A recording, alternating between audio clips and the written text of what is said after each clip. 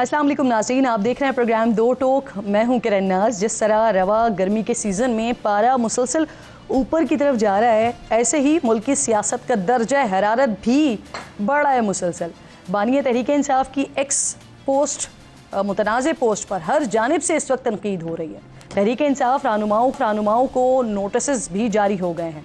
तहरीक इंसाफ की क़यादत इस पोस्ट की जिम्मेदारी भी नहीं ले रही है, लेकिन इस मुतनाज़ पोस्ट को एक्स से हटा भी नहीं रही है, बल्कि PTI सोशल मीडिया अकाउंट से दीगर सियासी जमातों के माजी के मुतनाज़ बयानात की सीरीज़ भी अब जारी की जा चुकी है। दूसरी तरफ जमीयत उलमा इस्लाम के सरबराह मौलाना फजल रहमान मुबैना इंतखाबी धांधली के खिलाफ एहतजाज की सदा बुलंद कर रहे हैं और हुक्मरान जमातों के एस्टैब्लिशमेंट पर भी तनकीद कर रहे हैं। मौलाना ने मौजूदा असम्बलियों को एक मरतबा फिर तस्लीम न करने का ऐलान करते हुए यहाँ तक कह दिया है कि आवाम के हुकूक के सफ़र में अब चाहे जेल आए या कब्र आए, पीछे नहीं हटेंगे। वो हुकूमत को उमूर हुक्मरानी के इंतज़ामी चैलेंजेस के साथ साथ अपोजिशन की सख्त मुखालफत का सामना है, लेकिन इनसे निपटा कैसे जाएगा, इनसे बात करनी है या नहीं करनी, इस हवाले से हुकूमती सफ़ों में भी इस वक्त कन्फ्यूजन ही नज़र आ रही है। इसी सूरत हाल में हुकूमत आने वाले दिनों में अपना पहला बजट पेश करने जा रही है। उसकी तैयारी हो रही है, जिसमें IMF की हिदायत पर नए टैक्सेस की भरमार के आसार हैं। सियासी और माशी मसाइल के बीच अदालती महाज भी काफ़ी गर्म है। कल से शुरू होने वाले हफ्ते में कई अहम केसेस की समाअत होनी है, जिनमें से मखसूस नशिस्तों पर सुप्रीम कोर्ट का फुल बेंच कल से समाअत शुरू करेगा। और कल ही लाहौर हाई कोर्ट में इलेक्शन ट्रिब्यूनल में रिटायर्ड जजेस को मुकर्रर करने से मुताल्लिक सदारती ऑर्डिनेंस के खिलाफ दरख्वास्त समाअत के लिए मुकर्रर हो गई है, जबकि गुज़िश्ता रोज़ सुप्रीम कोर्ट ने नैब तरमीम केस बराह रास्त नशर करने की दरख्वास्त मुस्तरद करने का तहरीरी फैसला भी जारी किया है। अदालत का जो हुक्मनामा है उसमें कहा गया है कि सुप्रीम कोर्ट हर मुकदमे को बराह रास्त नशर नहीं कर सकती, खुसूसन ऐसे मुकदमात लाइव नहीं दिखाए जा सकते जिनमें सियासी या ज़ाती मकासद वाबस्ता हों। हुक्मनामे में मज़ीद कहा गया है कि अदालत को शुबा था कि बराह रास्त नशरियात में सियासी गुफ्तगू हो सकती है, और अदालत का शक फिर दुरुस्त भी साबित हुआ जब बानिया PTI ने सियासी गुफ्तगू का आगाज़ किया। इन तमाम मामलात पर बात करने के लिए मेरे इंतहाई स्टूडियो में मेरे साथ मौजूद हैं तैमूर खान झगड़ा साहब, पाकिस्तान तहरीक इंसाफ की नुमाइंदगी करते हुए साथ मौजूद हैं। सेनेटर डॉक्टर अफनानुल्लाह साहब पाकिस्तान मुस्लिम लीग नून से मेरे साथ मौजूद हैं, और कादिर मंदोखेल साहब कराची से मेरे साथ मौजूद हैं पाकिस्तान पीपल्स पार्टी की नुमाइंदगी करते हुए। आप तीनों मेहमानों की मैं शुक्रगुजार हूँ। झगड़ा साहब, ज़रा आपसे मैं बात का आगाज़ करना चाह रही हूँ, क्योंकि कल वो तारीख़ है जिसके लिए पाकिस्तान तहरीक इंसाफ बारहा कहती रही कि फुल कोर्ट तश्कील दे दिया जाए, बना दिया जाए। अब कल उसकी पहली समाअत होने जा रही है। 13 जजेस हैं, मोअज़्ज़ज़ जजेस साहिबान, जो केस की समाअत करेंगे। क्या स्टांस होगा आपका, क्योंकि अब जैसे ही ये फैसला सामने आया कि फुल कोर्ट तश्कील दिया जा रहा है, 13 जजेस उसकी चीफ़ जस्टिस की सरबराही में मौजूद होंगे, वैसे ही आप लोगों की तरफ से एतराज़ात भी आना शुरू हो गए चीफ़ जस्टिस साहब के हवाले से। तो कल क्या करेंगे? जाएंगे अदालत, इस्तदा करेंगे चीफ़ जस्टिस साहब से कि वो ख़ुद को केस से अलग कर लें? देखिए, स्पेसिफिकली लीगल स्ट्रेटजी का तो मैं आपको नहीं बता सकता। ये मैं बता सकता हूँ कि जो कंडक्ट रहा है ऑनरेबल चीफ जस्टिस साहब का, तो मेरे ख्याल में ये गैर मुनासिब बात नहीं है कि उस पर सवाल उठे। नंबर 1, उन्होंने फ़ैसला दिया जो बैट के सिंबल का जी, और अभी अपील नहीं हुई, और उन्होंने बरतानवी सफ़ीर को ख़त में अपने फ़ैसले की दिफा करते हुए उसको लेजिटिमेट करार दिया। मेरे ख्याल में पहले से जजमेंट मौजूद है कि खान साहब के कॉन्टेक्स्ट में जी वो कुछ नहीं सुन सकते। अगर आप ये भी देख लें, जो फ़ैसला हुआ है, ये जो लिखा गया, जो आज आया है इस बात पे कि खान साहब कोई पॉलिटिकल पॉइंट जो है वो बनाते, जब आप ही कह रही थी मैं सोच रहा था कि पॉलिटिकल पॉइंट तो आई एम सॉरी हर एक चीज़ में बनता है ना, लेकिन जिस चीज़ पे वो रेफरेंस भेजा गया था, बाद में आप लोगों की तरफ से उस पर बाकायदा माफ़ी भी मांगी गई थी कि वो रेफरेंस ही गलत था, काजी फाइजीसा साहब के। हाँ जी, देखिए वो तो खान साहब ने कह दिया कि रेफरेंस किसके कहने पे भेजा गया था, ठीक है, लेकिन अभी जो हकाइक हैं वो तो है ना। आप फैसला ले लें जो ROs और DROs का था, जिसकी वजह से सारे इलेक्शंस एक एम्बैरसमेंट हो गए, और हम जजमेंट्स पे तो बात कर सकते हैं ना। अगर जजमेंट्स पे बात कर सकते हैं तो फिर ये मेरे ख्याल में पाकिस्तान में कोई भी इम्पार्शल बंदा मानेगा कि ये वाली जो जजमेंट थी, ये मौलवी तमीज़ुद्दीन की जो जजमेंट रही है, जिसमें पहला मार्शल लॉ लेजिटिमाइज किया गया, ये भुट्टो साहब के वक्त में जो जजमेंट रही है, या ये वो जजमेंट जिसने मुशर्रफ साहब को 3 साल दे दिए कि आइन में जो करना है वो कर लो, उनके साथ जो है वो मिलके अब आप लोग कल क्या करने जा रहे हैं? आपकी लीगल टीम क्या करने जा रही है? मैं तो जी सिंपल सी बात करूंगा, अगर कल केस में इंसाफ होगा तो मेरे ख्याल में ये बड़ी सिंपली, इसमें कोई शक नहीं है कि रिजर्व्ड सीट्स एक पार्टी ने जीते हो और उनकी जगह जो है वो एमपीएस एमएनएस कोई और ले ले। This will be an embarrassment for Pakistan's democracy. ठीक, अफनान साहब, बिल्कुल ठीक। अफनान साहब, आप क्या करने जा रहे हैं सर? इस केस में आप लोग फरीक बनने जा रहे हैं, क्योंकि इन्हीं नशिस्तों के हवाले से आप लोग इलेक्शन कमीशन भी गए, फिर इन्हीं नशिस्तों के हवाले से आप पेशावर हाई कोर्ट भी गए, तो अब कल क्या करने जा रहे हैं? फरीक बनने जा रहे हैं? जी, बिस्मिल्लाह रहमान रहीम। देखें, हाईली लाइकली है कि इसमें फरीक शायद बन जाए। जहाँ तक मामला है केसेस का, तो वो देखें कि जो जज ने फैसला देना होता है कानून के हिसाब से। अब क्योंकि पीटीआई को आदत है बंदेहाल साहब की, गुलजार की, खोसा की और साकिब निसार की के 2 जज साथ बिठाओ तो आइन कानून कुछ नहीं है, तो जो मर्जी दे धड़ाधड़ फैसले दो। अब वो वाले फैसले इनके नहीं आ रहे, तो ये तनकीद कर रहे हैं ऑनरेबल चीफ जस्टिस के ऊपर, जो कि मैं समझता हूँ कि बड़ी ज़्यादती है। जिस तरह के फैसले आर्टिकल 64A में जो लिए गए, पहले कह दिया कि जी पार्टी का हेड जो है वो डिसाइड करेगा साकिब निसार के फैसले में, और फिर उसी को बंदेयाल साहब ने लाहौर हाई कोर्ट ने ओवरटर्न करके कर दिया कि नहीं जी पार्टी पार्लिमानी लीडर करेगा। तो जब वो सूट कर रहा था तो वो कर लिया, जब ये सूट कर रहा था, तो अगर इस तरह के फैसले चाहिए तो ज़ाहिर है फिर मेरा ख्याल है कि पीटीआई को बहुत जो है वो नाउमीदी होगी, क्योंकि इस तरह के मामला प्रैक्टिस एंड प्रोसीजर बिल के बाद वो जो ये कोर्ट फिक्सिंग करते थे ना, पहले मैच फिक्सिंग करते थे, अब ये कोर्ट फिक्सिंग करते थे कि ये जजों को साथ में ला लिया। वैसे इस तरह की चीजें ना दोनों तरफ है। जस्टिस बाबर सत्तार को देख लीजिए, जस्टिस अतर मिनल्ला को देख लीजिए, जब आप लोगों के हवाले से फैसले आ रहे होते थे तो आप लोग तारीफ कर रहे होते थे, और फिर उसके बाद तनकीद भी आप लोगों की तरफ से होती है जब फैसले आपके खिलाफ आते हैं। देखिए, ये कोई बात डिनाई नहीं कर सकता कि साकिब निसार से लेके ये जो अभी बंदेयाल साहब तक ये हम ख्याल बेंच बनती थी कि नहीं बनती थी। बेंच बनने के टाइम के ऊपर लोग बताते थे फैसला क्या होगा, और उसके अंदर से चीफ जस्टिस साहब को निकाल दिया, ये काजी फायद ईसा साहब को नहीं इसमें बैठने देते थे। हमारे सारे केसेस सारे के सारे इनके फेवरेट जजेस सुना करते थे, पनामा इंक्लूडेड। तो ये दौरे में यार असल में देखें बात ये है कि पीटीआई जो है वो ये कहती है आइन कानून कुछ नहीं है, मुफाद सब कुछ है। सही। अब मुफाद के पीछे भागते रहे, ये कोई तरीका है? आप कंडेम करें साकिब निसार को, जिसको आपने कहा कि ये मैं हमारे पाकिस्तान है, उसको शील्ड पकड़ाई कि ये ले जी आपने नया पाकिस्तान बनाया। ठीक ठीक। ये आज आप कह रहे हैं कि कल आप मोस्ट लाइकली इस पे फरीक बनने जा रहे हैं। जी सर, अब कंप्लीट करें तो फिर मैं अगला। जो इन्होंने बात की ना जी, इन्होंने अदलिया पे तनकीद लेजिटिमाइज कर दी अफनान साहब ने, क्योंकि उन्होंने गिन गिन के जजेस के नाम लिए। रिटायर्ड हैं तो लीगली जो है वो अभी ले सकते हैं, लेकिन हुकूमत बाय द वे इनकी थी उस वक्त जब ये सारे फैसले आए, लेकिन उन्होंने लेजिटिमाइज कर दिया। उन्होंने कह दिया कि तारीख में हमारे जजेस बाइस्ड रहे हैं, और इन्होंने साथ जो है वो एस्टेब्लिशमेंट की भी सियासी जो मुदाखलत है उस पर भी जो है वो उन्होंने कह दिया, क्योंकि ये सारा अगर कहा है और हुकूमत इनकी थी जी, तो मतलब हम तो नहीं इंटरफेयर कर रहे थे ना, वो ये नाम लेते हैं। तो बेसिकली जो सारी तनकीद ये पीटीआई पे कर रहे हैं, इन्होंने सारी लेजिटिमाइज कर दी। ठीक ठीक। कादिर मंदोखेल साहब बहुत शुक्रिया, अस्सलाम वालेकुम। सर ज़रा थोड़ा सा ये वीडियो वाले मामले पे बात कर लेते हैं। पाकिस्तान तहरीक इंसाफ की तरफ से एक मुतनाज़ पोस्ट होती है, फिर पोस्ट की ओनरशिप कोई नहीं ले रहा होता, फिर फाइनली अब ये गालिबन पाकिस्तान तहरीक इंसाफ इसको ओन कर रही है। ऐसी भी बात हो रही थी कि शायद जलसे में बाकायदा तौर पर इसकी तशहीर भी की जाएगी। एनीवे सर, अब जो इस पोस्ट में हमूद रहमान कमीशन रिपोर्ट पढ़ने का कहा गया है, पढ़ लें, इसमें गद्दारी क्या है ये पीटीआई की तरफ से कहा जा रहा है। पोस्ट अभी तक डिलीट नहीं हुई है। सर, नून लीग इस मामले पर बानिए तहरीके इंसाफ के ऊपर आर्टिकल 6 की बात कर रही है, गालिबन गद्दारी का मुकदमा चलाने की बातें कर रही है। पाकिस्तान पीपल्स पार्टी कहाँ खड़ी हुई है?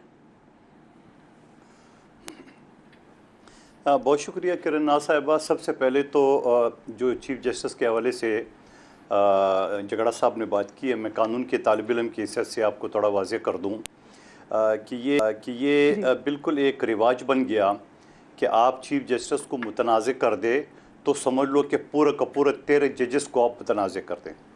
इससे पहले ये chief justice Islamabad high court के ख़िलाफ़ इनकी वकला कर चुके हैं, प्रेस कॉन्फ्रेंस कर चुके हैं, और रऊफ़ हसन साहब ने तो यहाँ तक कले कि टाउट्स है, ठीक है। और तो ये सारी चीज़ें तो माजी के, लेकिन मैं थोड़ा सा आपको वाज़े कर दूँ, ये अभी जो फुल बेंच है, एक जज साहब अब बीमार है, बाकी रह गए 13 में से एक चीफ जस्टिस साहब की कोई सुनवाई नहीं होगी। 13 में से अगर 7 एक तरफ हो जाए तो फिर जाके 5 दूसरी तरफ हो जाए, फिर जाके ये चीज़ फैसला होगा। अगर टाई हो जाए, मिसाल 6 जजेस एक तरफ हो, 6 दूसरी तरफ हो, और चीफ जस्टिस साहब की वोट की बात आ जाए, तो फिर जाके ये कह सकते हैं। अब मुझे एक बात बताओ कि आप एक चीफ जस्टिस साहब का एक वोट होता है, बाकी 12 जजेस अलग है, तो अगर 12 आपके हक में आते हैं तो एक चीफ जस्टिस साहब का वोट गिना नहीं जाएगा, फैसला वही होगा जो अक्सरियत का होगा। पहले तो मैं आपको कानूनी बात आपको बता दूं। दूसरी बात जो आपने उसके हवाले से, और ये मैं आपको ये भी बता दूं कि मुस्लिम लीग नून का भी कोई माजी इस तरह रोशन नहीं है जिस तरह चीफ जस्टिस उस वक्त सजाद अली शाह साहब के ऊपर जो उन्होंने चढ़ाई की है और वो टेबल के नीचे जान बचाई है और जिस तरह की है, वो सारा दुनिया के सामने है। अब रहेगी, आप जो ट्वीट की बात कर रहे थे कि ट्वीट की बड़ी वाज़ेह है, मैं आपको हवाला देते हुए, ट्वीट अभी तक अगर आप देख लें, अभी भी इस वक्त भी जो मैं आपसे बात कर रहा हूं, तो वो पेज पे मौजूद है। अच्छा, इसमें ज़ैन कुरैशी साहब ने ये कहा 2 दिन पहले कि ये जो ट्वीट खान साहब करता है तो खान साहब की परमिशन के बगैर कोई ट्वीट नहीं होती है।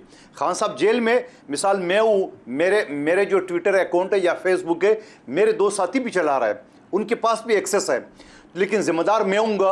अगर वो भी गलत करेंगे तो मैं ये भी कह सकता हूँ कि भाई मेरा एक पीएस ने ये किया है, लिहाजा मैं उसको डिसऑन करता हूँ, इसको डिलीट करता हूँ, खत्म करता हूँ। ये भी अभी तक नहीं किया। दूसरी बात है, रऊफ हसन साहब ने बात की है, मंदोखेल साहब, आपके ही सेंट्रल पंजाब के जनरल सेक्रेटरी हैं हसन मुर्तजा साहब, वो ये कह रहे हैं कि भुट्टो साहब तो चाहते थे इस रिपोर्ट को शाया करना, लेकिन शाया नहीं होने दी गई। सर, क्या उनकी इस बात को पीपल्स पार्टी का मौक़िफ़ समझा जाए? देखिए, उसका मौक़िफ़ बिल्कुल न समझा जाए। पीपल्स पार्टी का तर्जमान का मौक़िफ़ पीपल्स पार्टी के मेरे यासर मुर्तज़ा साहब की वो एक ज़ाती राय होती है, उसकी पार्टी की पॉलिसी से है, कोई ताल्लुक़ नहीं हो। यकीनन हम मेंबर है, मगर पार्टी की तर्जमानी जो है ना वो एक आदमी करता है जिसके पास इख्तियार हो, लेकिन उससे बढ़ के उसकी भी ज़रूरत नहीं। उसकी वजह ही है ये जो पीटीआई ने, अच्छा दूसरा वाला रऊफ हसन साहब ने जब से एक टीवी चैनल ने पूछा था उसे, तो उसने बोला कि ये डिजिटल मीडिया हमारा अमेरिका से जो है ना वो वहाँ से ऑपरेट होता है, मेरे डोमेन में नहीं आता है, तो एक्सेप्ट कर लिए। तीसरी ये 5वां दिन है, बल्कि आज 6ठा दिन है जब ये बहस चल रही है और अभी तक और पार्टी आइन के मुताबिक रिस्पॉन्सिबिलिटी उन्हीं के ऊपर है। जी बिल्कुल। जिस तरह की बातों पर हम खुद समझते हैं कि ये काबिल एतराज बातें हैं, वो बातें हमें खुद भी टीवी पर नहीं करनी चाहिए। मंदोखेल साहब, चलिए ठीक है, अब ये बात आगे बढ़ गई कि एक तरीके से पाकिस्तान तहरीक इंसाफ ने इस चीज को ओन कर लिया, ओनरशिप ले ली, वीडियो की पोस्ट कर दी, उस पर बात भी हो रही है। अब सर व्हाट नेक्स्ट? अगर फाइंडिंग्स भी आ जाती हैं, एफआईए की टीम भी बता देती है कहां से पोस्ट हुई, किसने पोस्ट की, देन उसके बाद अगला लाहेअमल, अगला स्टेप क्या होना चाहिए या क्या होगा? देखिए, आप तो ये कह रहे कि क्या होगा, मैं तो आपको अभी से बता रहा हूं, जब इनके 2 बड़े अहम रहनुमा तर्जमान उसको ऑन कर रहा है और वो अभी तक इमरान खान साहब की ट्विटर आईडी पे लगा हुआ है, और तो उसके बाद तो फिर डिसऑन करने तो बात ही नहीं है। मेरे मोबाइल अगर चोरी हो जाए और कोई और इसे ऑपरेट कर दे तो मैं ये कहूंगा भाई मेरा मोबाइल चोरी हो गया। इस सवाल को मुझे आगे बढ़ाने की इजाजत दीजिए। अफनान साहब, व्हाट नेक्स्ट सर? सारी चीज़ें, ओनरशिप भी ले रहे हैं, ठीक है, एफआईए की फाइंडिंग्स भी आ जाती हैं सामने, फिर अगला हिकमत अमली क्या है हुकूमत की, क्या करेंगे? देखिए, उसके ऊपर तो फिर ज़ाहिर है जो एफआईए लीगल कोर्स है वो तो एफआईए की तरफ से ही होगा कि उसके अंदर ऑब्जेक्शनेबल मटेरियल जो है वो कितना है, और उसको पहले तो इन्होंने यही कहा है कि हमने नहीं की, अब मैं तो जेल में हूँ, मैं कहाँ से करूँगा। अब ज़ाहिर है उस अकाउंट को की प्राइमरी आर्टिकल 6 की जो बात करें हुकूमत की, कुछ लोग जो वज़रा बात कर रहे हैं, उसका क्या करेंगे? देखिए, मैं एग्जैक्टली अब ज़रा इसके ऊपर लीगल अपनी वो तो नहीं दे सकता। आर्टिकल 6 गद्दारी के मुकदमे बनाएंगे। मेरी ज़ाती राय में आर्टिकल 6 नहीं बन सकता, क्योंकि ये साइबर क्राइम में तो आ सकता है, मगर आर्टिकल 6 में तो आपको आइन या कॉन्स्टिट्यूशन को वायलेट करना पड़ेगा, तो फिर उसके ज़ुमरे में आएगा ना। अब ये अगर ये बात साबित हो सकती है कि ये आइन की वायलेशन है, तो फिर शायद आर्टिकल। और सर फिर एक बात ये भी हो रही है, जो पाकिस्तान तहरीक इंसाफ के लोग अपने सोशल मीडिया प्रोफाइल पर जो आपके माजी के बयानात हैं, साद रफ़ीक साहब का है, मरीम नवाज साहिबा का है, नवाज शरीफ साहब के बयानात हैं, अगर ये फिर गद्दारी के मुकदमे की बात होती है, बगावत के केस की बात होती है, तो फिर उन बयानात को जस्टिफाई कैसे करेंगे? देखिए मैंने तो आपको पहले ही ये कह दिया है कि आर्टिकल टेक्निकली आपको लगता नहीं है कि इस पे आर्टिकल कानूनी तौर पे तो नहीं लग सकता, किसी और तरीके से कहती है सर कि फिर वो जो कह रहा है वो फिर खुद ही बता सकते हैं ना। म्यूटनी की कोशिश है, बगावत की कोशिश है, हुकूमत की जानिब से कहा जा रहा है। देखें, अगर कोई ये करने की कोशिश करता है कि पाकिस्तान में इंतशार फैला के, सिविल वॉर करा के, बाहर से ट्रेनिंग नौजवानों को दिलवा के यहाँ पे लोगों को एक इंसर्जेंसी शुरू करने की कोशिश की जाए और आग लगाने की कोशिश की जाए, तो वो तो ऑफकोर्स फिर आएगा ही आएगा आपके उसके जुमरे में। ठीक, लेकिन अभी मामला वहाँ पे शायद जाता हुआ नजर आ रहा है। नहीं, मैं कह रहा हूँ जाता हुआ नजर आ रहा है, शायद अभी तक गया नहीं है, वो लाइन क्रॉस नहीं हुई, लेकिन मामला देखिए बात ये है कि इस वक्त ना 16 दिसंबर था जब आप कहते हैं कि जी ढाका फॉल हुआ था, मतलब आउट ऑफ नोवेयर आपने नहीं, अगर उस तरफ जा रहे हैं आप कह रहे हैं कि मामला उस तरफ जा रहा है, तो क्या हुकूमत के पास ऐसी इंफॉर्मेशंस मौजूद हैं? क्या पीटीआई के लोग बाहर बैठे हुए लोगों के साथ कोई हेल्प लेकर कुछ करने जा रहे हैं? क्या आपके पास कोई इन्फॉर्मेशन है? देखिए, इसकी कुछ ना कोई इन्फॉर्मेशन वगैरह है। अब वो कुछ मैंने भी देखी है।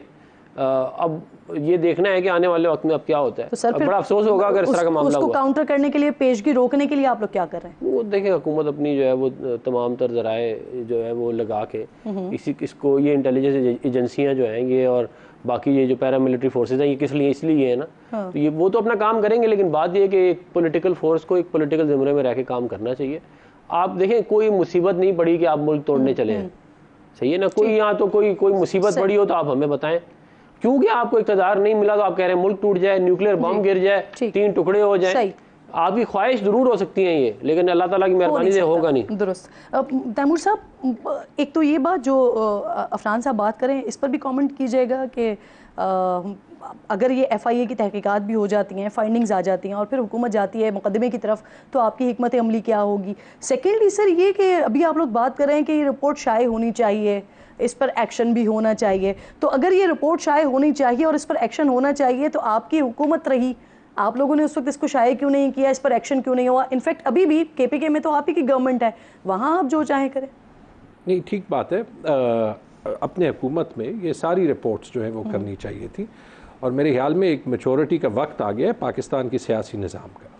ये मैं फ्लिप कर देता हूँ। अफनान साहब ने मेरे ख्याल में बीच में पॉलिटिकल स्टेटमेंट्स असाइड वो कह दिया कि इस वीडियो में कुछ लोगों को एतराज़ तो हो सकता है, एंड इट्स वेरी क्लियर कि पार्टी में इस पे 2 राय थी जी। वो आपको 2 मुख्तलिफ रिएक्शन से रऊफ हसन साहब ने भी बताया, ठीक है। लेकिन मेरे ख्याल में लीगली इस वीडियो में कुछ जो है वो फर्क नहीं है। Let me flip the question, let me ask 2 questions, 2 सवाल मैं पूछता हूँ, कोई भी जवाब दे दे।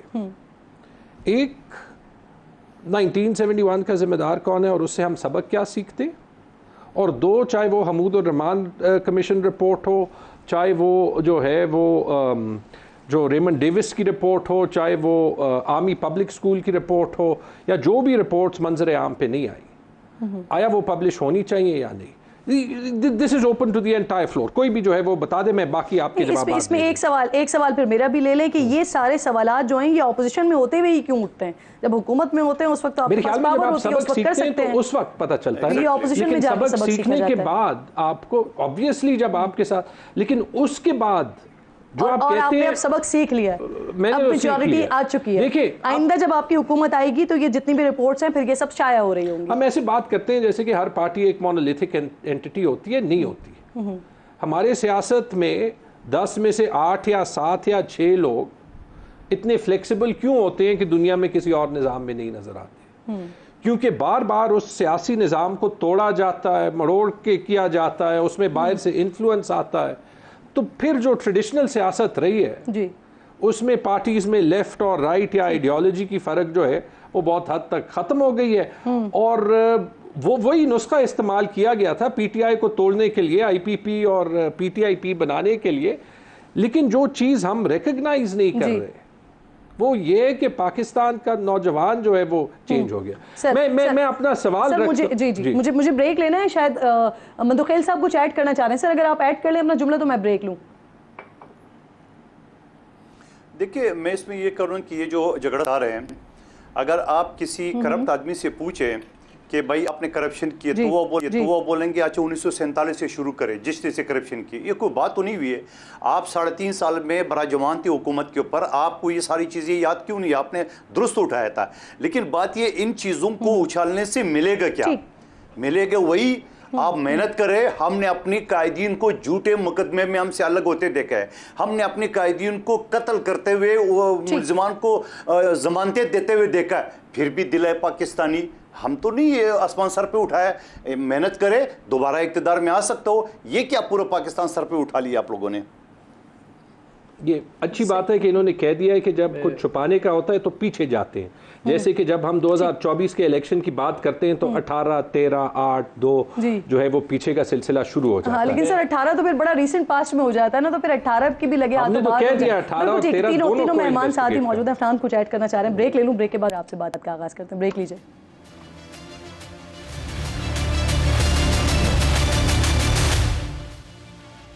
प्रोग्राम एक बार फिर आपको खुशामदीद कहती हूँ। मेरे तीनों मोअज़्ज़ज़ मेहमान मेरे साथ मौजूद हैं। फरहान साहब, अभी कुछ दिनों पहले वज़ीर आज़म साहब ने अपनी स्पीच में काली भेड़ों का तस्करा किया, फिर अदालत से उसका जवाब भी आया काली भेड़ें मौजूद नहीं है, और अगर कुछ है तो फिर उसके ऊपर रेफरेंस ज़ाहिर करें। फिर वज़ीर आज़म साहब के मुशीर राना सनाउल्लाह साहब कहते हैं कि अदलिया में कुछ लोग ऐसे हैं जो इमरान खान को सपोर्ट करते रहे हैं, लेकिन किसी जज के ख़िलाफ़ रेफरेंस ज़ाहिर करना ऑब्वियसली ये इतनी मामूली बात नहीं है। तो क्या वाकई हुकूमत ऐसा कुछ सोच रही है?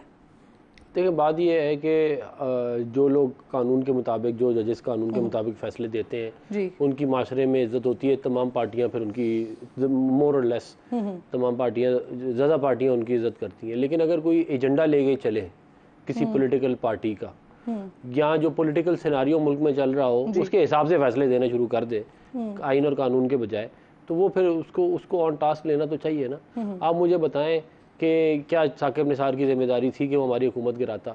क्या साकिब निसार की जिम्मेदारी थी कि वो जाके पीटीआई की इलेक्शन कैंपेन चलाता? क्या साकिब निसार जो है वो पीटीआई के हक में फ़ैसले दे रहा है और हमारे बारे में उसका वीडियो मौजूद है कि 4-5 MNA MPA तो मैं ऐसे ही रिटायर करा देता हूँ? तो जब इस तरह के मामलात हों तो फिर ये नहीं हो सकता कि हम ये कहें कि जी सब ठीक है और कोई बात नहीं। सर, राना साहब एक और बात भी कर रहे हैं। वो कह रहे हैं कि पीटीआई पर पाबंदी के हवाले से भी गुफ्तगू की है राना साहब ने। ऐसी कोई तजवीज़ ज़ेर गौर नहीं है वो कह रहे हैं, लेकिन जो फ़रोग नसीम साहब हैं वो कह रहे हैं कि पीटीआई जो है वो अपने इक़दामात से ही कोशिश कर रही है कि उसके ऊपर पाबंदी लगा दी जाए। तो ये राना साहब के बयानात या दीगर बयानात जो हैं ये हीट ऑफ द मोमेंट है, ये वाकई कुछ ना कुछ ऐसा मौजूद है, हुकूमत सोच रही है इस पर? लेकिन जो पार्टी को बैन करने का जो कानून है उसके अंदर इलेक्शन कमीशन पार्टी बैन करती है जी, और उसके बाद कुछ टाइम होता है जो जाता है सुप्रीम कोर्ट के पास ये मामला, और फिर अगर वहाँ से भी इस बैन को मेंटेन किया जाए तो फिर हो जाती बैन। ये हुकूमत के पास, तो हुकूमत मूव कर सकती है ये भी, लेकिन फैसला जो है ये तो इलेक्शन कमीशन का और कोर्ट्स का है। हुकूमत करना चाहेगी। देखिए, इसके ऊपर अभी मेरा ख्याल है कोई फाइनल हतमी वो मामला नहीं, लेकिन ज़ेर बहस है, ज़ेर गौर है। ज़ेर गौर आप कह सकती है। आपकी क्या राय है? मैं नहीं ख्याल किसी पॉलिटिकल पार्टी पर पाबंदी लगाने का कोई फ़ायदा होता है। अभी इलेक्शन में आपने 8 फरवरी को देख लिया जी, कोई फ़ायदा नहीं हुआ। एक मैं बात ज़रूर ऐड करूँगा, देखें ये जो कमीशन होते हैं ना, जितने भी ये जो कमीशन की रिपोर्ट होती है, ये आप जो मर्जी कर लें ये बाहर आ जाती है। अब एबटाबाद कमीशन की रिपोर्ट वैसे पाकिस्तान ने पब्लिश नहीं की, अगर आप गूगल कर लें जाके आपको मिल जाएगी report. Hamood Rahman commission report आपने पब्लिश बहुत देर बाद की, कई दहाइयों बाद, लेकिन वो भी पब्लिक डोमेन में मौजूद है। इसी तरह बाकियों का भी यही होता है। सही बिल्कुल ठीक। सर, एक मंदुखेल साहब, एक तो मौलाना फजल रहमान साहब के हवाले से भी आपसे बात करना चाह रही हूँ। सर, मुबैना इंतखाबी धांधली के हवाले से आज बड़े गरजे बरसे हैं वो, जो तर्ज़ तखातुब इस्तेमाल कर रहे हैं, जो बात कर रहे हैं, इस्टेब्लिशमेंट की असम्बलियाँ करार दे रहे हैं, जाली पार्लियामेंट करार दे रहे हैं। मौलाना साहब कह रहे हैं कि वो आवाम के हुकूक़ के लिए अब उनको चाहे कब्र तक जाना पड़े, कब्र तक का सफ़र हो या जेल तक का सफ़र हो, वो पीछे नहीं हटेंगे। सर, मौलाना सड़कों पर आकर क्या कोई तहरीक शुरू कर सकते हैं, कर देते हैं, तो फिर हुकूमत के लिए ये मसला नहीं बन जाएगा? क्योंकि जो आप लोगों का या हुकूमत का पाकिस्तान तहरीक इंसाफ के लिए जो एक टारगेट सेट है, या जिस तरह से उनको रोका जा रहा है, मौलाना साहब के लिए इस तरह की कोई चीज़ मौजूद नहीं है, किसी किस्म के NOC की ज़रूरत नहीं पड़ती है। तो क्या किसी भी सतह पर मौलाना साहब को इंगेज करने की कोशिश की जा रही है क्या? इसी वजह से ये डील भी है। देखिए, मौलाना साहब वो आलिम दीन के साथ साथ एक सियासी रहनुमा है, उनको हक है जैसे जुलूस में जो बात कहना चाहे वो कर सकते हैं। लेकिन एक बात थोड़ा सा जहन में रख रही, अभी 1.5 महीना पहले मौलाना साहब के साथ हमारा इत्तेहाद हुआ सेनेट की सीटों पे बलूचिस्तान में और इस्लामाबाद में, अभी 1.5 महीना पहले की मैं बता रहा हूँ। अच्छा, दूसरा ये कि मौलाना साहब वो जो तहरीक चलाना चाह रहे हैं तो किसके खिलाफ? मौलाना साहब का जो मैंडेट चोरी हुआ है या उनसे छीना गया है या जो भी है वो तो पीटीआई के पास है। केपीके में पीटीआई मौलाना से साहब बलूचिस्तान असम्बली की बात किए, बलूचिस्तान असम्बली की बात किए कि बलूचिस्तान असम्बली को ख़रीदा गया, और जिस दिन बलूचिस्तान में वो चमन में जलसे से खिताब कर रहा था, एक दिन पहले हमारे वज़ीर आला सरफराज बुगटी साहब से वो मुलाकात कर रहा है। अच्छा, उसके बाद दूसरा हवाला ये दे दो, मौलाना साहब अपने घर की यानी डी खान का सीट बेटे समेत हार गए, मगर बलूचिस्तान से वो जीत गए। मेरा भाई इलाके जोब से उस्मान काकड़ शहीद के बेटे खुशहाल खान काकड़ फॉर्म 45 में भी जीता हुआ था, फॉर्म 47 भी जीता हुआ था। 2 दिन बाद फॉर्म 47 दोबारा इशू करके मौलाना साहब के एमएनए को जिताया गया, और इस वक्त भी तीसरी बड़ी पार्टी बलूचिस्तान में मौलाना साहब की है। हमारे और नून लीग के 17 एमपी है, इनके 12 है। तो आप मुझे बता दो, मौलाना साहब अगर तहरीक चलाना चाहते हैं तो वो तो पीटीआई के खिलाफ चलाए। अगर उनका मैंडेट बकौल इनके जो चोरी हुआ है तो वो तो पीटीआई, सिंध में तो उनका कख नहीं था पहले से, पंजाब में उनका पहले से कुछ नहीं था, बलूचिस्तान में पहले से ज्यादा उसको मिला है, तो तहरीक किसके खिलाफ चलाना चाहता है? जरूर वो सियासी सर, सियासी अदम इस्तेहकाम को खत्म करने के लिए जो साबिक गवर्नर साहब हैं वो ये मशवरा दे रहे हैं कि पाकिस्तान मुस्लिम लीग नून और पाकिस्तान पीपल्स पार्टी पाकिस्तान तहरीक इंसाफ के साथ मिसाक़े जमहूरियत करें। क्या कहेंगे आप? करें? देखिए मिक्सी बता रहा हूँ, हम तो पॉलिटिकल लोग हैं। हम तो चाहे आइए, आपको एम्पायर की उंगली ढूंढने से या गेट नंबर 4 की ताला खोलने में आपको कुछ नहीं मिलेगा। आपको इन्हीं 2 पार्टियों से, नून लीग और पीपल्स पार्टी से मुज़ाकरात करने पड़ेंगे, और मुज़ाकरात आगे के लिए ताकि इस्टेब्लिशमेंट का रास्ता रोका जाए या अदलिया की मुदाखलत है वो रोका जाए। लेकिन वो बज़िद है नहीं जी, मैंने आर्मी चीफ से बात करनी है, मैंने और क्लियर कट कल आरिफ अलवी साहब ने, उनके जो साबिक सदर है, उसने कहा है कि भाई पीपल्स पार्टी नून लीग क्या दे सकती है, तो भाई आपको आर्मी चीफ क्या दे सकते हैं? आर्मी चीफ हुकूमत को गिरा के आपको तो देने वाले नहीं है। 9 मई की जो शोहदा की यादगार आपने जलाया रखी है, वो तो इख्तियार ना आर्मी चीफ के पास है ना चीफ जस्टिस के पास है। सर मुझे मौका दें, मैं इन सवालों के जवाब तैमूर साहब से ले लेती हूँ। तैमूर साहब, पहले तो सर मौलाना फजल रहमान साहब के हवाले से कहिएगा, इस वक्त बड़ी खुलकर बात करें, हुकूमत के खिलाफ बात करें, हुकूमत का उनकी तरफ जो रवैया है वो भी आपके सामने है। हाफिज़ हमदुल्ला साहब कल प्रोग्राम में मौजूद थे, कहते हैं ये कैटेगोरिकली हम हुकूमत का किसी भी सतह पर किसी भी तौर पर हिस्सा नहीं बन सकते। बात वो आप वाली कर रहे हैं, लेकिन इत्तेहाद आपके साथ हो नहीं पा रहा है, क्या वजह है इसकी?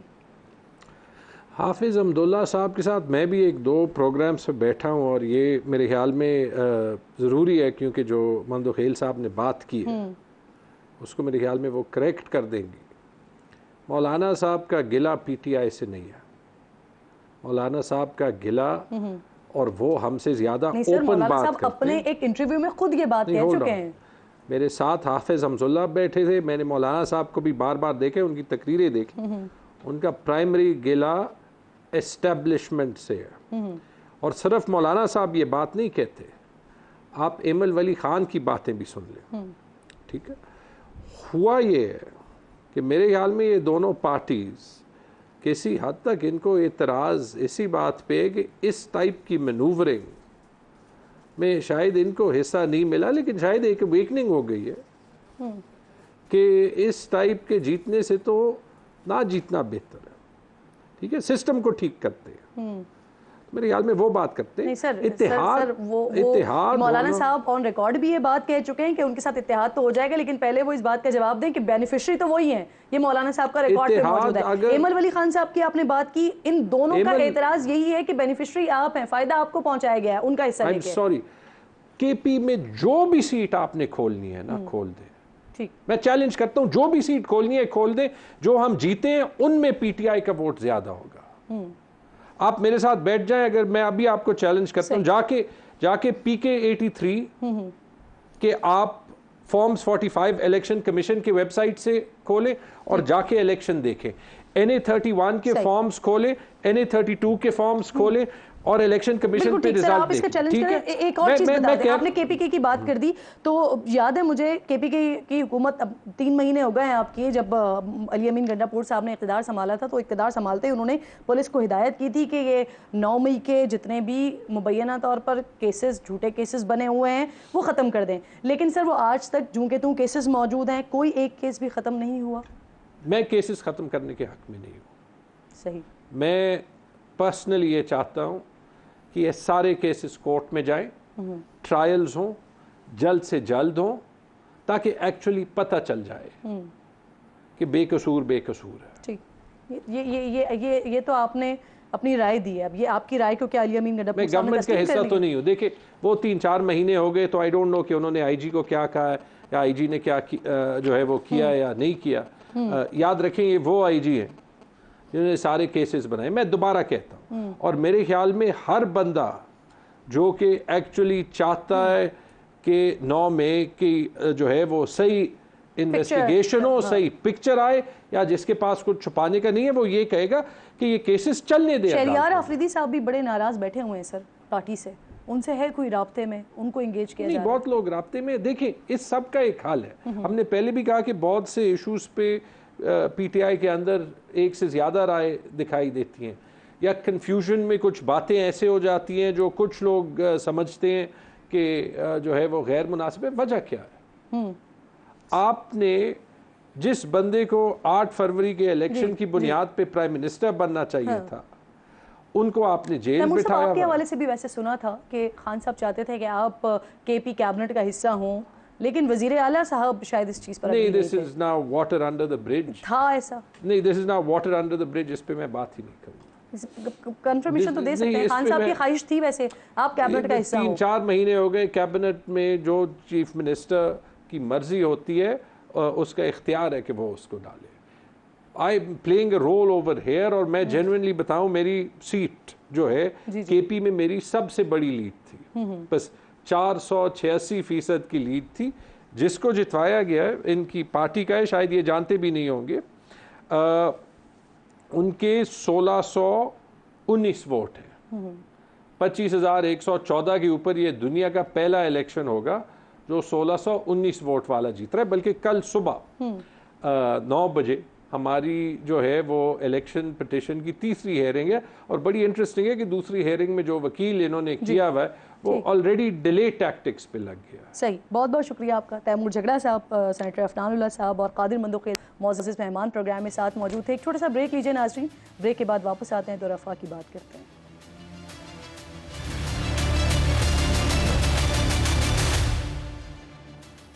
वेलकम बैक वंस अगेन जी। ये कराची है, यहाँ कातिलों को आज़ादी है गली मोहल्लों में मुसल्ला घूमने की, बिला खौफ व ख़तर शहरियों को लूटने की, दूसरों की कमाई को अपना हक समझने की, मज़ाहमत पर बंदूक से गोलियां बरसाने की। उन्हें आज़ादी है माओ की गोद उजाड़ने की, इन्हें आज़ादी है बूढ़े बाप का सहारा छीनने की, इन्हें आज़ादी है नई नवेली दुल्हन का सुहाग उजाड़ने की, इन्हें आज़ादी है बहन को उसके महाफिज से महरूम करने की, इन्हें आज़ादी है कौम का मुस्तकबिल मिट्टी में मिलाने की। कल कराची में एक बार फिर यही हुआ। गुलशन इकबाल ब्लॉक 7 में 27 साला हाफिज़ कुरान इत्तका को कत्ल कर दिया गया। बेकरी से सामान खरीद कर वापस लौट रहा था जब डाकुओं ने उसको रोका, मोटरसाइकिल, मोबाइल और कैश छीना और जाते जाते नौजवान को गोलियां मार कर चले गए। मकतूल केमिकल इंजीनियर और गोल्ड मेडलिस्ट था। ये सिर्फ इत्तका की कहानी नहीं है, ऐसी दर्जनों दास्तानें हैं। 30 मार्च लुटेरों ने गुलिस्तान जौहर में नौजवान अली रहबर को कत्ल किया। अली रहबर मशहूर शायर कैफ बनारसी का पोता था, जिन्होंने तहरीक आज़ादी में अहम किरदार अदा किया और बटकर रहेगा हिंदुस्तान लेकर रहेंगे पाकिस्तान जैसा मशहूर नारा दिया था। मार्च में ही कोरंगी अल्लाहवाला टाउन में डाकुओं ने 22 साला तालिब इल्म लारैब को कत्ल किया था, जो BBA का तालिब इल्म था और बेसिक अकाउंटिंग की किताब लिख रहा था, जिसकी रोनुमाई उसके कत्ल के सिर्फ 2 रोज़ बाद यानी 6 मार्च को होना थी। मुल्जिमान ने मकतूल से मोबाइल फ़ोन छीनने की कोशिश की जिसमें लारैब की किताब का डाटा था और इसीलिए उसने मज़ाहमत की। 15 मई को सुपर हाईवे पर जमाली पुल के करीब डाकुओं ने 22 साला निहाल को मार डाला। निहाल अपने वालिदैन का इकलौता सहारा था और आर्किटेक्चर का तालिब इल्म था। जनवरी 2024 में डाकुओं ने डकैती मज़ाहमत पर फर्स्ट ईयर के तालिब इल्म फैज़ मोहम्मद को कत्ल कर दिया था। जनवरी में ही मैट्रिक के तालिब इल्म मोहम्मद अयान और मुजम्मिल को मोबाइल फ़ोन लूटते हुए कत्ल किया गया था। ये चंद वाक़यात हैं। कराची में रवा बरस 71 शहरियों को कत्ल किया गया है, जिसमें कोई इंजीनियर था, कोई अपने बाप का वाहिद सहारा था, किसी के चंद रोज़ पहली हुई थी। शहरी मरे हैं, पुलिस हाथ पर हाथ धरे बैठी है। वज़ीर दाखिला मौसूफ फरमाते हैं कि कराची में स्ट्रीट क्राइम का मसला है, लेकिन इसे बढ़ा चढ़ा कर पेश किया जा रहा है।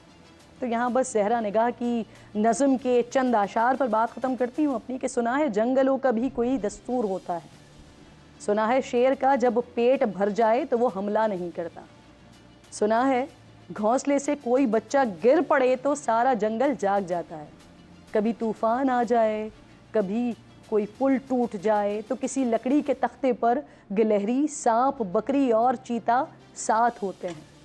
खुदावंदा जलीलो मोतबर, दानाओ बीना, मुनसिफ़ो अकबर, मेरे इस शहर में अब जंगलों ही का कोई कानून न।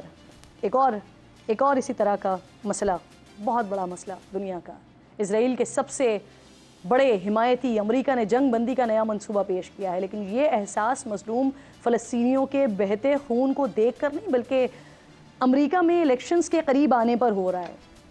सदर बाइडन ने दबाव पर जंग बंदी ख़त्म करवाने का नया मंसूबा दिया है। बाइडन का नया मंसूबा 3 मराहिल पर मुश्तमिल है।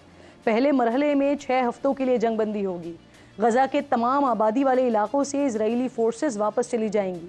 इजरायली जेलों से सैकड़ों फ़लस्तीनी कैदियों की रिहाई के बदले में ख़वातीन, बूढ़ों, ज़ख्मियों और अमरीकी शहरियों समेत बाज़ यरगमालियों की रिहाई अमल में आएगी। रोज़ाना गज़ा में 600 ट्रक्स इमदाद पहुँचाएंगे। दूसरे मरहले में हमास और इसराइल जंग के मुस्तकिल ख़ात्मे की शराइत पर बात करेंगे। हमास के ज़ेरे हिरासत मर्द इसराइली फ़ौजियों समेत बाकी तमाम यरगमालियों को रिहा किया जाएगा। तीसरे और आखिरी मरहले में गज़ा की तामीर नौ का एक बड़ा मंसूबा शुरू किया जाएगा और हलाक होने वाले यरगमालियों की बाक़ियात को उनके ख़ानदानों को वापस कर दिया जाएगा। जंग बंदी का मंसूबा पेश करने वाले सदर बाइडन कहते हैं कि इसराइल ने 8 माह के दौरान हमास की फोर्सेस को तबाह कर दिया है।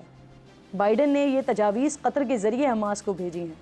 हमास की तरफ से मुआहदे के लिए ग्रीन सिग्नल्स दिए जा रहे हैं, लेकिन इसराइली सदर के इत्तेहादी उन्हें जंग बंदी से बाज रहने की धमकियां दे रहे हैं। इसराइल की हुकूमत के इत्तेहादी कहते हैं कि अगर जंग बंदी हुई तो वो हुकूमत गिरा देंगे, जबकि इजरायली अपोजिशन ने मुजव्वज़ा जंग बंदी मुआहदे की हिमायत का ऐलान किया। और अब से कुछ देर पहले इसराइल की जंग की काबीना ने इन तजावीज़ को मंजूर कर लिया है, जिससे उम्मीद है कि जंग बंदी हो जाएगी, लेकिन इसराइल पर मुकम्मल तौर पर यकीन भी नहीं किया जा सकता। नेतन्याहू के किरदार को अगर सामने रखा जाए तो वो मासूमों का खून बहाने में ज़्यादा दिलचस्पी रखता है, क्योंकि पिछले हफ्ते ही जब आलमी अदालत इंसाफ ने इसराइल को रफ़ा में खूनी ऑपरेशन बंद करने का हुक्म दिया था, तो जवाब में इसराइल ने रफ़ा में खूनी कार्रवाइयाँ और तेज़ कर दी थी। 27 मई को रफ़ा के नज़दीक एक पनाह गुज़ीन कैंप पर इसराइली फ़ौज ने हमला करके 50 के करीब फ़लस्तीनी शहीद किए थे। इस वाक़े के बाद दुनिया भर से इसराइल पर लान तान हो गई, तेज़ी आ गई इसमें। इसराइल की जुनूनियत के हामी यूरोपीय ममालिक भी इस कार्रवाई पर नेतन्याहू पर बरस पड़े।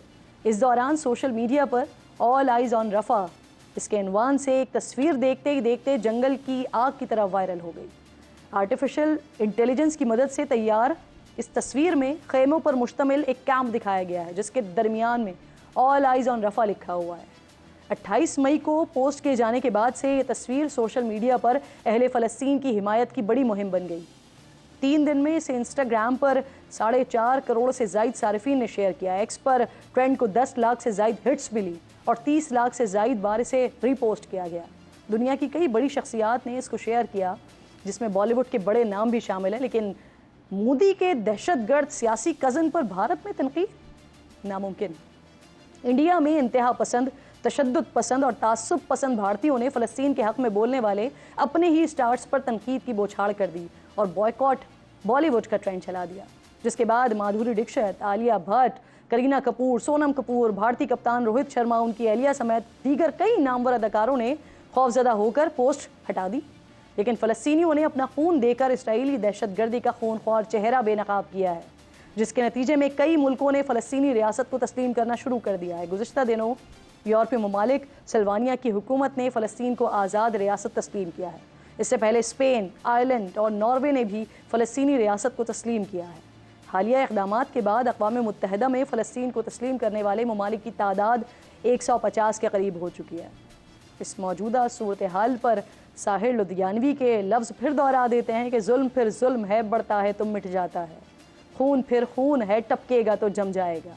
जुल्म की बात ही क्या, जुल्म की औकात ही क्या, जुल्म बस जुल्म है आगाज़ से अंजाम तलक, खून फिर खून है, 100 शक्ल बदल सकता है। ऐसी शक्लें के मिटाओ तो मिटाए न बने, ऐसे शोले के बुझाओ तो बुझाए न बने, ऐसे नारे के दबाओ तो दबाए न बने। प्रोग्राम का वक्त ख़त्म हो गया। इंशाअल्लाह नाज़रीन से मुलाकात होगी जुमे को। अपना और अपने मुल्क का ख़ास ख्याल रखिए। फ़लस्तीन को अपनी दुआओं में याद रखिए। अल्लाह ने के पानी।